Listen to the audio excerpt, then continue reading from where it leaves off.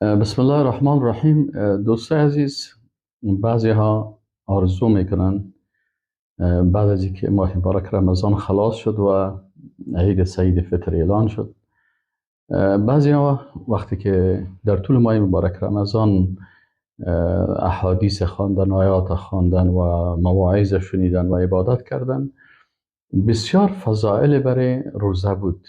اینا تو میگن که کاش کمی روزه مکمل سال می بود و کاش ما میتونستیم که مکمل سال روزه میگرفتیم تا که ثواب مکمل سال روزه بر ما داده میشد. دوستان عزیز، همین تقاضای ما و شما را که میگیم کاش که ما میتونستیم مکمل سال روزه بگیریم، رسول الله صلی الله علیه و سلم برای ما و شما یک پیام داده که میتونیم ما و شما مکمل سال روزه بگیریم. چه قسم میتونیم مکمل سال روزه بگیریم؟ شاید برای بعضی دوستا سوال پیدا شود. رسول الله صلی الله علیه و سلم در حدیثی که او را امام مسلم روایت میکنه میگه که من صام رمضان ثم اتبعه بست من شوال، یعنی میگه اگر یک کسی ماه مبارک رمضان روزه گرفت و بعد از او 6 روز از ماه شوال روزه گرفت، کان کصیام الدهر، میگه این می باشه مثل ای که یک نفر مکمل سال چی کرده باشه؟ روزه گرفته باشه. بعضی میگه نفهمیدم چه قسم. بله، ما شما میفهمیم که وقتی انسان یک عمل میکنه الله سبحانه و تعالی 10 چند برش ثواب میده. حالا ما شما روزه گرفتیم ماه مبارک رمضانه، یک ماه روزه گرفتیم، اگر الله سبحانه و تعالی این قبول بکنه و امیدوار هستیم که الله سبحانه و تعالی قبول بکنه، این میشه 10 ماه روزه.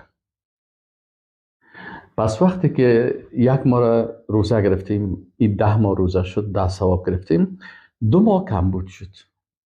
2 ماه ما چند روز میشه؟ 60 روز میشه. ما و شما 60 روز دیگه نیاز داریم. رسول الله صلی الله علیه و سلم میگه که اگر کسی 6 روز دیگه از ماه شوال، یعنی بعد از رمضان مبارک، شوال مکرم است، ماه شوال بغیر از روزای عید، یعنی روزای عید روزه نمیگیریم، بلکه بعد از عید این ماه را 6 روز روزه بگیریم. اونجا شد یک ماه ضرب 10 چند؟ 10 ماه شد. 6 روز دیگه که ضرب 10 بکنیم که هر روزش 10 ثواب داشته باشه، 6 ده میشه 60 و 60 روز ما میشه 2 ماه.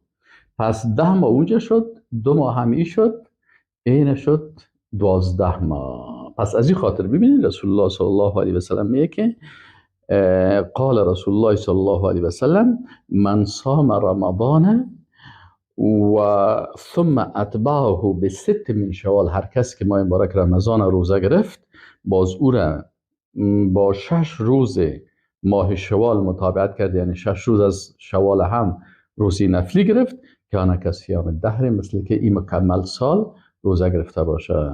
انشاءالله دوستای عزیز، عیدتان مبارک باشه و الله متعال طاعات و عبادات ما شما را قبول بکنه.